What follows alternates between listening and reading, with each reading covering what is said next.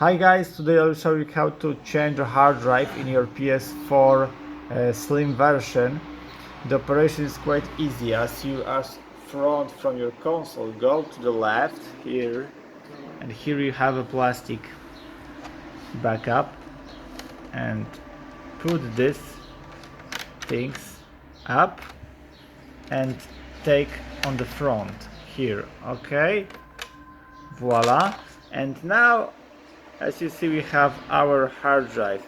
You're gonna take two screws here, so unscrew these two screws and pull up your hard drive. Put the new hard drive in, and voila, boom shakalaka. That's gonna be all.